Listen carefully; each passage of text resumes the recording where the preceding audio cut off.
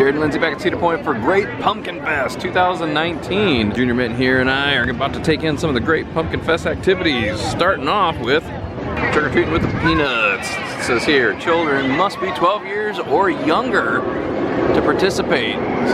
So trick-or-treat has expanded this year from 8 stations to 13. I'll show a couple of the stations, but I'm not gonna do all 13. We're gonna start off with number 1 at least. Hey, I don't see this dude's punch card, what the heck? All right, 1 station done. You got some Skittles at station 1. The Bride of Frankenstein here appears to be AFK at the moment. We'll have to circle back around. Unfortunately, Woodstock's Crazy Corn Stalks is temporarily closed at the moment for maintenance. I don't know if it has anything to do with those storms last night or what. However, you can still get a photo op of Mr. Scarecrow and his happy corn. Although if I were this dude, I wouldn't be smiling so hard because it looks like somebody broke off one of his arms. I love the candy corn inspired banners they got hanging up here in the Kitty Kingdom for the Great Pumpkin Fest.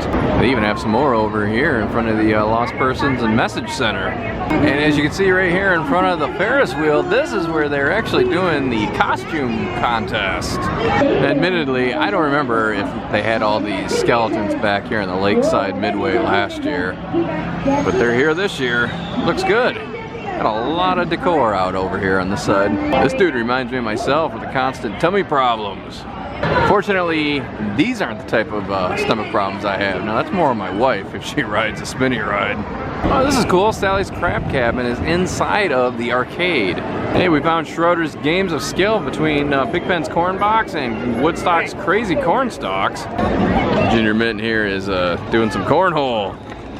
Pretty proud of yourself for tossing it 2 feet from the hole. And some Palinko. You want to get Charlie Brown?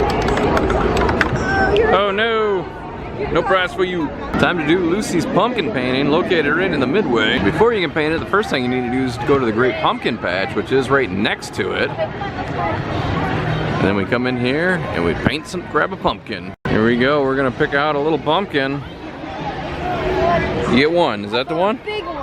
That doesn't look very big to me, but okay. You do the pumpkin stuff after you've done the trick-or-treating because you have to turn in your pumpkin or your trick-or-treating punch sheet in order to get the pumpkin. Here we go, Pigpen's Corn Box. I'm not gonna show too much of the corn box just because there's like a ton of kids in there playing. I'll show a itty bitty corner of it, but it's right here in the Kitty Kingdom along with everything else. I'm gonna avoid showing all the kids playing, but just imagine this, but way, way big. It's full of corn. I think the stage that they got over here for the costume contest and the Monster Mash Bash is pretty cool looking. And here we come to the brand new Snoopy Spider Crawl, right here in front of Wicked Twister. Yeah, there you go, kind of like a net trampoline type thing. Now they've got 2. They got one for the little kids, and then they got one over there for the little bit bigger kids. And they look the same. I think it's just so they're with their age bracket. Here we got Franklin's Tractor Trek and Charlie Brown's Challenge Course right next to one another. Also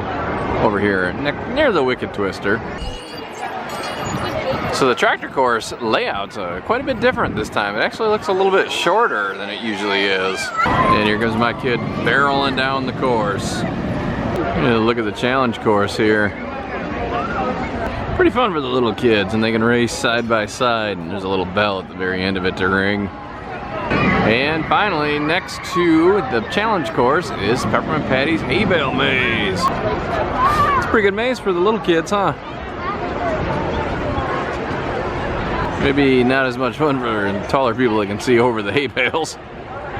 I don't remember this thing shooting bubbles quite with this much velocity before. So they do provide towels to dry off with, but I mean, I think the soap residue will remain behind. One of the only things I got right as far as location was Linus's mummy pit here. This is like a nightmare for me. I do believe Planet Snoopy stays open all night long, unlike Camp Snoopy. And look at this, the pumpkin has been moved to Planet Snoopy. Over here in Planet Snoopy, you can play Spooky Snoopy I Spy. You're gonna be looking for those things. I'm not gonna show them, I don't wanna spoil it, but there's one right there. How many of them can you find? Oh, that's really cool. They put some pumpkin decorations over here in the 4x4s in Planet Snoopy. I like that. So Hex is another one of those daytime walkthroughs for the kids, and it turns scary at night. In the Dark, Hex Spellbound. Unfortunately, once again this year, we did not have time to take a look at it because it closes at 4 to switch over to be scary. And the Erie Estate is the third little haunted house that is open during the day and it's scare-free for the young kids. And this particular one, it's sort of like a clue game. You walk through and solve a little mystery that's in there by just paying attention to what's in the rooms. And again, all of these close at 4 p.m. to switch over for the Halloweekends haunt, where these do have scares in them at that point. You're gonna head into Zombie Junior High School to check things out. You can't film inside. I'll tell you what we thought. No wait for Zombie Junior High School. It's about the only thing in the park right now that doesn't have a wait. What'd you think of Zombie Junior High School? Was it fun? Yeah. Did you pass your classes? Yeah. The one that I couldn't do, so I threw the bottle flip. Couldn't do the bottle flip? Yeah. Okay. Alright. Hey, that's pretty fun if you kind of just want to see what Zombie High looks like. Basically, you get to walk through it, except they have all the scary, gory props covered up.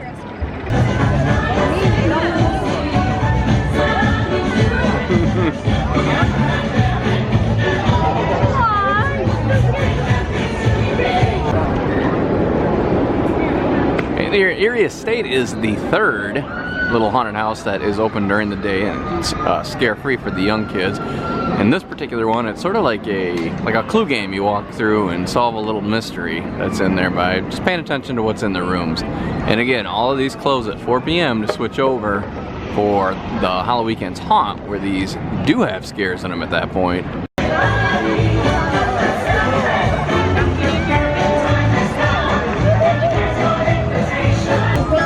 Linus looking for the Great Pumpkin Spectacular. Sally, when the Great Pumpkin rises out of the pumpkin patch, we'll be here to see him.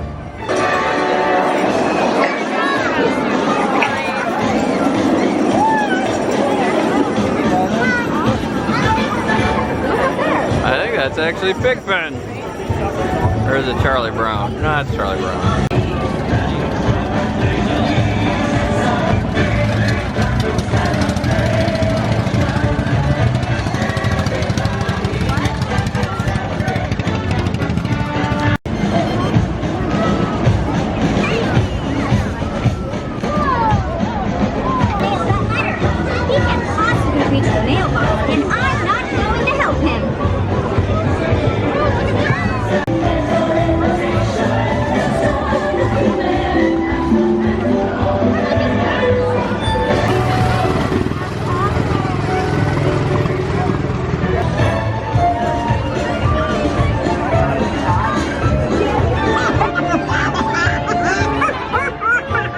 As you can see, Great Pumpkin Fest is wound down and is now over for the day, but there are still a lot of people back here.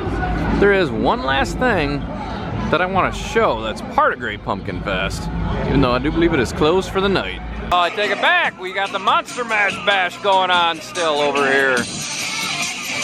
Magical Boo House, kid-friendly haunted house. Not open during haunt at night, but it is open during the day for the Great Pumpkin Fest.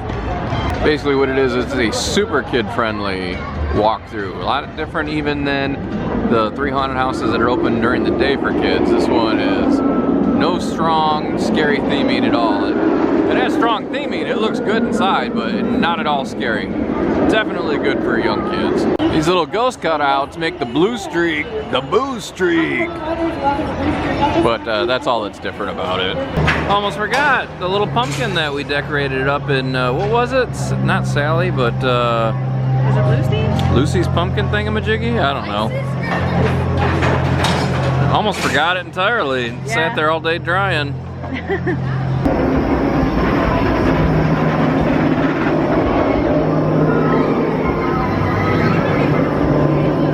I suppose if the Great Pumpkin never shows up, Linus might as well dress up as a pumpkin, huh?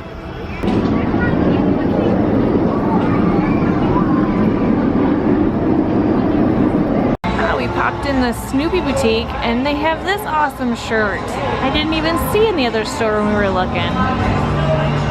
It's so cute, I love it. $14.99. We were just noting, where's it at? Where's Pigpen? Pigpen is on the shirt. These are extra large squishimals, I think is what they're called. You want to hold one? Just to give you an idea how big that thing is. My bad. They're squishmallows, and I like this one the best this year. He's so cute. She's cute too, but not as cute as the mummy. The mummy and the Ooh! I like this purple shirt too. Feeling fantastic. I like it, Snoopy. It's a good look for you. Where'd you find that? Just over there. Beware the kite-eating tree.